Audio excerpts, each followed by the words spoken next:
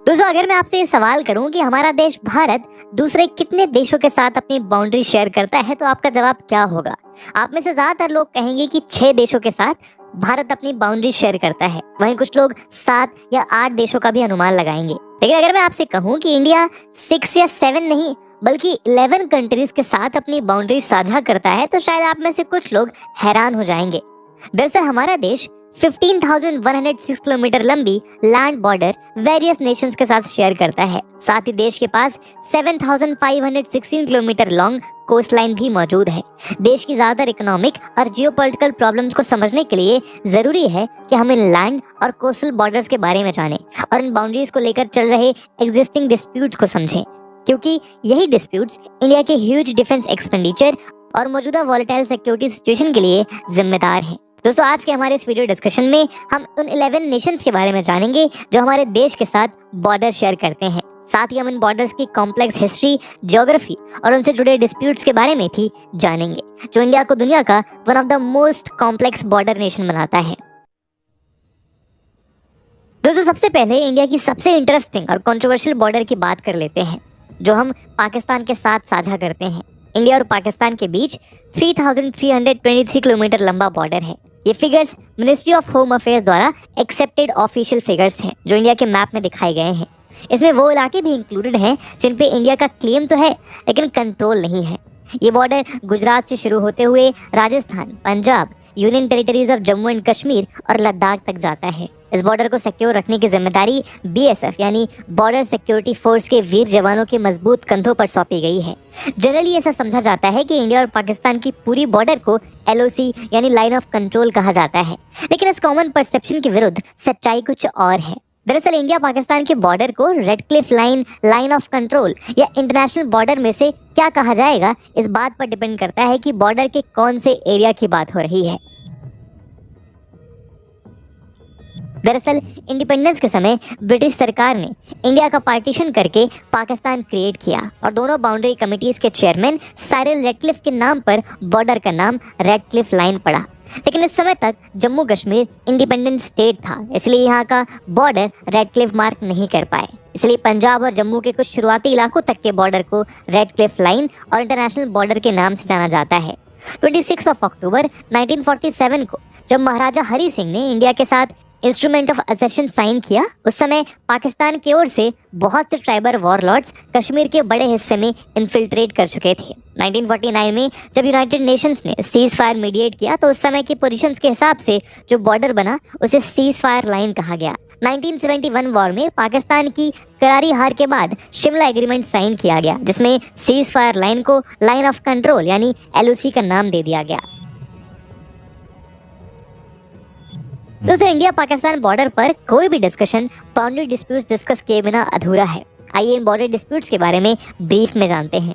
पहला डिस्प्यूट है पाकिस्तान द्वारा जम्मू एंड कश्मीर के बहुत से हिस्सों पर किए गए इलीगल ऑक्यूपेशन पर। 1949 की सीज फायर लाइन के अनुसार पाकिस्तान ऑक्युपाइड कश्मीर यानी POK, जैसे पाकिस्तान आज़ाद कश्मीर कहता है, और लद्दाख के साथ लगने वाले गिलगित बाल्टिस्तान के इलाके को लेकर। गिलगित बाल्टिस्तान के साथ लगने वाला एक एरिया है जिसे सक्शगम वैली या ट्रांस काराकोरम ट्रैक के नाम से जाना जाता है। 5300 स्क्वायर किलोमीटर वाला ये इलाका कभी भी पाकिस्तान के कंट्रोल में नहीं था, लेकिन 1963 के सिनो पाकिस्तान एग्रीमेंट के अनुसार पाकिस्तान ने इस एरिया पर चाइनीज सोवरेनिटी एक्सेप्ट कर ली, या फिर दूसरी भाषा में हम कह सकते हैं कि एक तरह से पाकिस्तान ने ये इलाका चाइना को गिफ्ट कर दिया। बदले में चाइना ने गिलगित बाल्टिस्तान के ऊपर पाकिस्तान की सोवरेनिटी एक्सेप्ट करके एक्चुअल ग्राउंड पोजीशंस के मुताबिक एक इंटरनेशनल बॉर्डर बना दिया। आज भी इस एरिया पर इंडिया अपना लीगल क्लेम करता है। इसके अलावा एक बड़ा डिस्प्यूट सियाचिन को लेकर भी है, जो दुनिया का हाईएस्ट बैटल ग्राउंड माना जाता है। 2600 स्क्वायर किलोमीटर वाला ये एरिया लद्दाख और गिलगित बाल्टिस्तान के बीच सिचुएटेड है। 1949 की UN mediated cease fire line point NJ 9842 तक ही डिमार्केट की गई थी, जो सियाचिन ग्लेशियर के फुट पर है। इसके आगे का इलाका इतना इनएक्सेसिबल था कि किसी ने सोचा ही नहीं था कि वहाँ कोई इंसान भी जा सकता है, इसलिए वहाँ बाउंड्री डिमार्केट नहीं की गई। डिस्प्यूट तब शुरू हुआ जब 1984 में ऑपरेशन मेघदूत के थ्रू इंडिया ने सियाचिन ग्लेशियर सक्सेसफुली गेन कर लिया, और 1987 में ऑपरेशन राजीव के थ्रू सियाचिन ग्लेशियर और उसके ट्रिब्यूटरी ग्लेशियर्स के साथ मेन पासेस और साल्टोरो रिज की पीक्स पर इंडिया ने अपनी पकड़ पक्की कर ली। साल्टोरो रिज के वेस्ट की ग्लेशियल वैलीज को पाकिस्तान कंट्रोल करता है। इस एरिया में बॉर्डर को एक्चुअल ग्राउंड पोजीशन लाइन यानी एजीपीएल कहा जाता है। चलिए अब इंडिया पाकिस्तान बॉर्डर से थोड़ा आगे बढ़ते हैं और बात करते हैं इंडिया अफगानिस्तान बॉर्डर की। दोस्तों, इंडिया अफगानिस्तान बॉर्डर का नाम सुनकर अगर आप सोच में पड़ गए हैं तो आप अकेले ऐसे इंसान नहीं हैं। दरअसल इंडिया अफगानिस्तान बॉर्डर के बारे में आम जनता के बीच इतनी कम जानकारी है कि ज्यादातर लोगों को इस बात का इल्म भी नहीं है कि इंडिया अफगानिस्तान के साथ भी कोई बॉर्डर शेयर करता है। यहाँ तक कि एक बार पार्लियामेंट में भी एक नेताजी ने ये सवाल पूछ लिया था कि अफगानिस्तान के साथ भला हम कौन सा बॉर्डर साझा करते हैं। वैसे तो ये बात अपने आप में बड़ी हास्यात्मक है कि देश के आम लोगों से लेकर देश के नेताओं तक किसी को इस तरह की जानकारी कैसे नहीं है। लेकिन शायद इसकी वजह यह है कि अफगानिस्तान के साथ लगने वाला बाउंड्रिंग इलाका इंडिया के कंट्रोल में नहीं है, बल्कि सिर्फ इंडियन क्लेम के अनुसार अफगानिस्तान के साथ इंडिया का बॉर्डर लगता है। इस पतले से स्ट्रिप ऑफ लैंड की लेंथ महज 106 किलोमीटर की है, जो वाखान कॉरिडोर के एज पे सिचुएटेड है। इस बॉर्डर की इंपॉर्टेंस इंडिया के लिए काफी ज्यादा है, क्योंकि Central Asia, Russia, West Asia और यूरोप के लिए ये एरिया एक गेटवे की तरह काम करता है और इन कंट्रीज के मार्केट्स को एक्सेस करने के लिए क्रिटिकल रोल प्ले कर सकता है। बिना इस जमीन के इंडिया सेंट्रल एशिया के लैंड रूट्स को एक्सेस करने के लिए पाकिस्तान के ऊपर डिपेंडेंट है। साथ ही स्मगलिंग, ऑर्गेनाइज्ड क्राइम और टेररिज्म को कंट्रोल करने के नजरिए से भी ये इलाका काफी महत्वपूर्ण है। तीसरे नंबर आता है एशिया में इंडिया के सबसे बड़े राइवल कहे जाने वाले और हाल ही के कुछ सालों में इंडिया के साथ शुरू हुए हॉटेस्ट बॉर्डर डिस्प्यूट वाले नेशन चाइना का। दोस्तों, इंडिया और चाइना एक लंबी लैंड बॉर्डर को शेयर करते हैं। इस बॉर्डर की लेंथ 3488 किलोमीटर है, यानी लेंथ के मामले में ये बॉर्डर इंडिया पाकिस्तान बॉर्डर से भी लंबा है। इस बॉर्डर की रखवाली इंडो तिब्बतन बॉर्डर पुलिस और स्पेशल फ्रंटियर फोर्स के सुरमा करते हैं। स्पेशल फ्रंटियर फोर्स एक स्पेशल फोर्स है जो इंडिया ने 1962 के सिनो इंडियन वॉर के बाद तिब्बतन रेफ्यूजीज से बनाई थी। ये बॉर्डर लद्दाख, हिमाचल प्रदेश, उत्तराखंड, सिक्किम और अरुणाचल प्रदेश के थ्रू पास करता है। इंडिया और चाइना बॉर्डर ब्रिटिशर्स के जमाने से ही कभी भी म्यूचुअली डिसाइड नहीं हुए थे। तिब्बत पर कब्जा करने के बाद चाइना इंडिया के दरवाजे पर आके खड़ा हो गया और इस वजह से दोनों नेशंस के बीच बहुत से बॉर्डर डिस्प्यूट्स स्टार्ट हुए। 1947 से पहले जब इंडिया पर अंग्रेजों का राज था तो ब्रिटिश इंडियन गवर्नमेंट के अनुसार 3 बाउंड्री लाइंस कंसीडर की गई। इंडिपेंडेंस के समय एक टाइम था जब चाइना ने इंडिया को बॉर्डर डिमार्केशन के लिए इनवाइट किया था, लेकिन इंडियन गवर्नमेंट ने इसे सीरियसली नहीं लिया और एक अनसर्टेन, अनडिफाइंड बॉर्डर को कंटिन्यूड रखना बेहतर समझा। खैर, ये गलतफहमी 1962 में चूर चूर हो गई कि अनसर्टेन बॉर्डर्स को सस्टेनेबली जारी रखा जा सकता है, जब चाइना ने अक्साई चिन्ह के इलाके पर फॉर्मली कब्जा कर लिया। चलिए इन 3 बाउंड्री लाइंस के बारे में जानते हैं। पहली है अर्दाग जॉनसन लाइन, जो उस वक्त के कश्मीर की नॉर्थ ईस्टर्न बाउंड्री है, जिसे सर्वेयर विलियम जॉनसन ने बनाया है और जॉन चार्ल्स अर्दाग ने इसे ऑफिशियल बाउंड्री की तरह रिकमेंड किया। ये लाइन चाइना के शिनजियांग और तिब्बत ऑटोनॉमस रीजन को टच करती है। इसे बनाने के पीछे फॉरवर्ड स्कूल की सोच थी, जिसके अनुसार बाउंड्री को जितना फॉरवर्ड हो सके रखा जाना चाहिए, जिससे उस समय फास्ट ग्रोइंग रशियन एम्पायर के अगेंस्ट एक स्ट्रॉन्ग डिफेंस बनाया जा सके। दूसरी है मैकार्टे मैकडोनल्ड लाइन, जो अक्साई चिन्ह के डिस्प्यूटेड एरिया के लिए ब्रिटिश इंडियन गवर्नमेंट ने चाइना को 1899 में प्रपोज की थी, अपने इन्वॉय सर क्लॉड मैकडोनल्ड के जरिए। चाइनीज गवर्नमेंट ने कभी इस प्रपोजल पर कोई रिस्पांस नहीं दिया। इसके बाद ब्रिटिश गवर्नमेंट ने जॉनसन अर्दाग लाइन को ही ऑफिशियल बॉर्डर मान लिया। तीसरी है मैकमोहन लाइन, जिसे तिब्बत और ब्रिटिश इंडिया के बीच 24 से 25 मार्च 1914 में शिमला कन्वेंशन के तहत एग्री किया गया था। इस लाइन के तहत ईस्टर्न हिमालयन रीजन में नॉर्थ ईस्ट इंडिया और नदर्न म्यांमार के बीच सीमा तय की गई थी। Republic of China McMahon line के एग्रीमेंट में शामिल नहीं हुआ था, जिस वजह से चाइना ने इस मैप से साफ इनकार कर दिया है। इस बॉर्डर का इंडियन पार्ट आज इंडिया और चाइना के बीच की डी फैक्टो बाउंड्री है, जबकि इसमें बर्मीज पार्ट को चाइना और म्यांमार ने रीनेगोशिएट कर लिया था। भारत के सबसे बड़े दुश्मन देशों की बात करने के बाद आइए अब बात करते हैं कुछ फ्रेंडली नेशंस की। इसमें सबसे पहला नाम आता है हमारे पड़ोसी देश नेपाल का।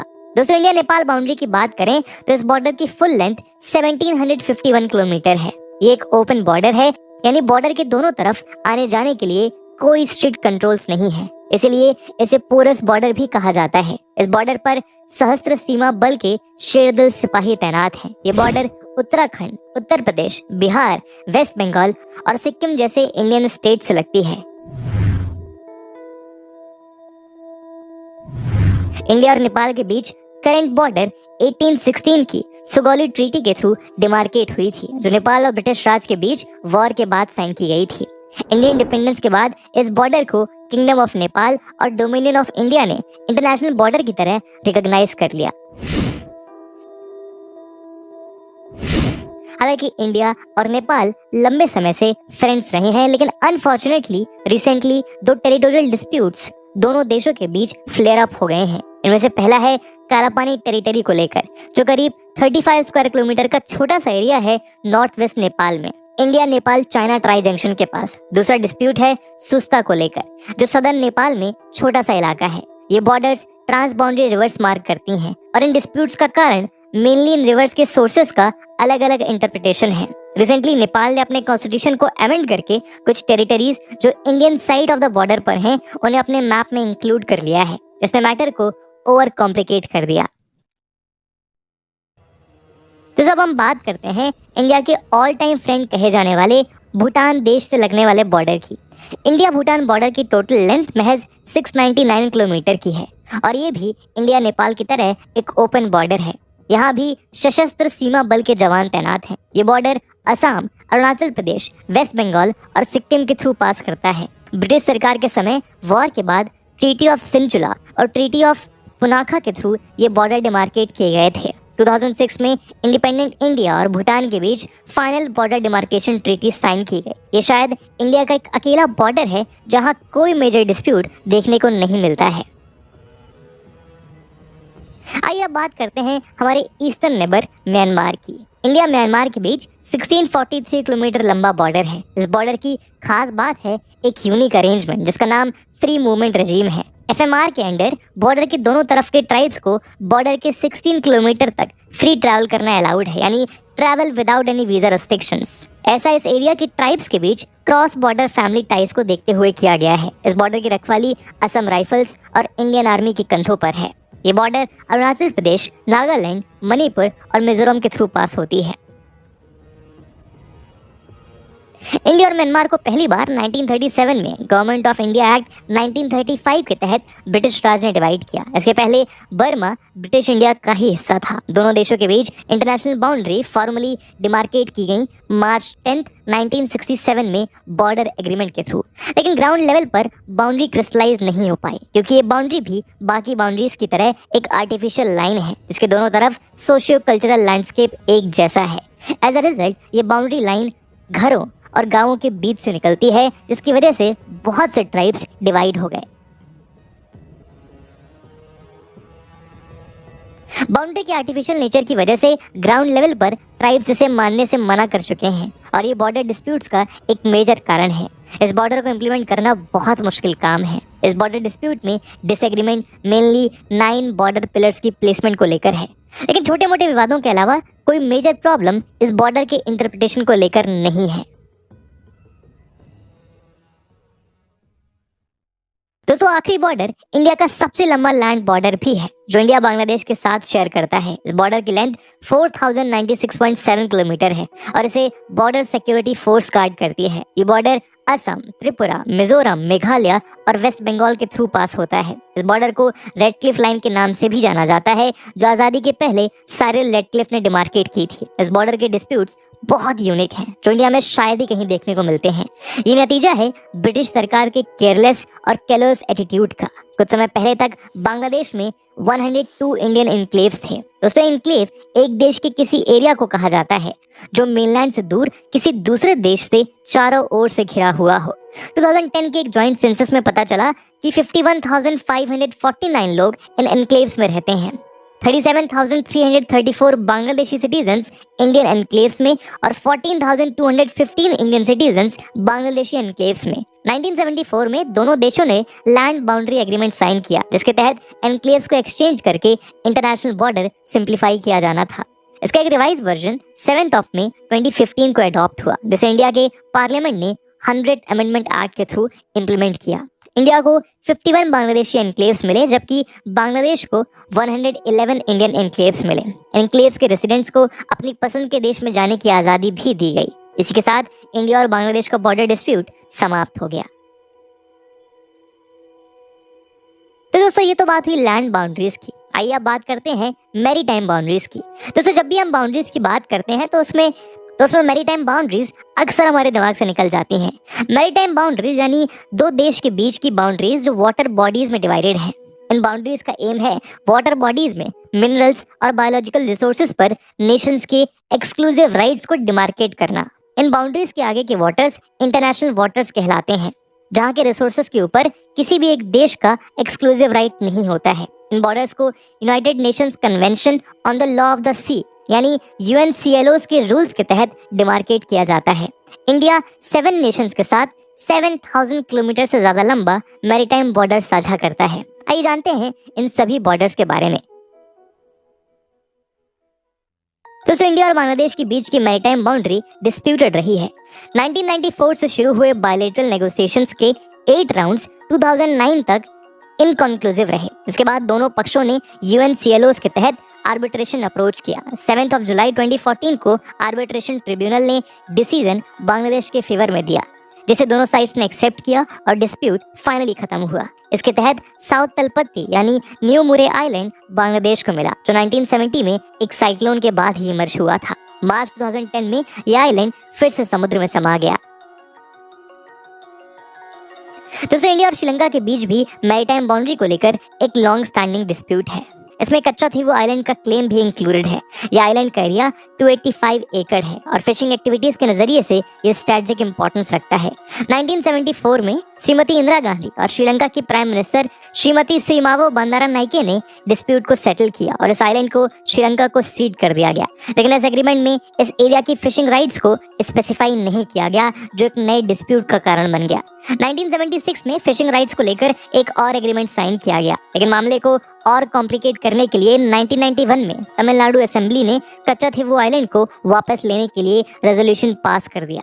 लेकिन 2014 में सेंट्रल गवर्नमेंट ने मद्रास हाई कोर्ट को इन्फॉर्म किया कि कच्चाथीवु आइलैंड की सोवरेनिटी श्रीलंका के फेवर में सेटल की जा चुकी है, इसलिए इंडियन फिशरमैन को इस इलाके में फिशिंग राइट्स अवेलेबल नहीं है। श्रीलंकन गवर्नमेंट ने इंडियन फिशरमैन को श्रीलंकन टेरिटरी में देखते ही गोली मारने के आदेश भी दिए हैं। कॉम्प्लिकेटेड मैरीटाइम बाउंड्रीज की वजह से फिशिंग राइट्स दोनों देशों के बीच डिस्प्यूट का मेजर कारण बने रहे हैं।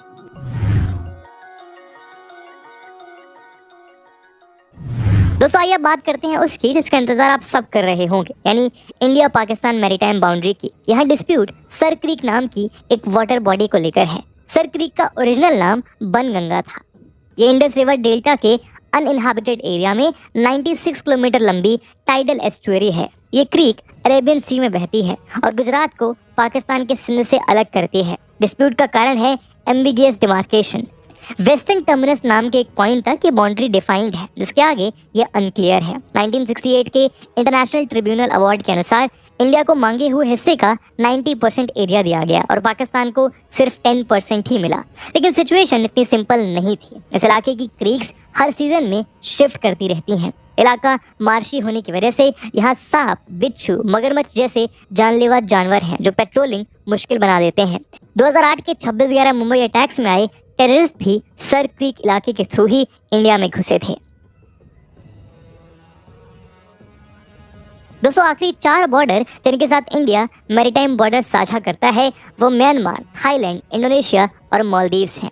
म्यांमार और इंडिया के बीच जो मैरीटाइम बाउंड्री है वो अंडमान एंड निकोबार के नॉर्थ मोस्ट आइलैंड लैंडफॉल और म्यांमार के कोको आइलैंड के बीच 43 किलोमीटर की दूरी से गुजरती है। अगर बात करें इंडिया इंडोनेशिया मैरीटाइम बाउंड्री की तो ये ग्रेट निकोबार आइलैंड में स्थित इंडिया के southern most point Indira point और इंडोनेशिया सुमात्रा के नदर्न मोस्ट आइलैंड रोंडो से 163 किलोमीटर की दूरी पर स्थित है। थाईलैंड के साथ भी इंडिया मैरीटाइम बाउंड्री शेयर करता है। अंडमान सी में लोकेटेड थाईलैंड के सिमिलन आइलैंड इंडिया और सदर्न थाईलैंड के बीच मैरीटाइम बाउंड्री फॉर्म करती है। दोस्तों लास्ट कंट्री है मालदीव्स। लक्षद्वीप और मालदीव के बीच मैरीटाइम बाउंड्री लोकेटेड है, जिसे 8 डिग्री चैनल के नाम से भी जाना जाता है क्योंकि ये चैनल 8 डिग्री नॉर्थ लैटिट्यूड पर लोकेटेड है। लोकल लैंग्वेज में इसे मालिकू कांडू भी कहा जाता है। तो दोस्तों ये थे वो सभी नेशंस जिनके साथ इंडिया बाउंड्री शेयर करता है, जहां पाकिस्तान, अफगानिस्तान, चाइना, नेपाल, भूटान, बांग्लादेश और म्यांमार वो 7 देश हैं जिनके साथ इंडिया लैंड बाउंड्री शेयर करता है। वहीं Pakistan, Sri Lanka, Bangladesh, Myanmar, Thailand, Indonesia और मालदीव्स वो 7 नेशंस हैं जिनके साथ इंडिया मैरीटाइम बाउंड्री साझा करता है। आज की वीडियो को यही विराम देते हैं। हो सकता है इस वीडियो में हमने बहुत सारे डिस्प्यूट्स को इन डेप्थ कवर ना किया हो, क्योंकि इस वीडियो का मेन मकसद इंटरनेशनल बॉर्डर्स को रिप्रेजेंट करना था मैप्स के थ्रू।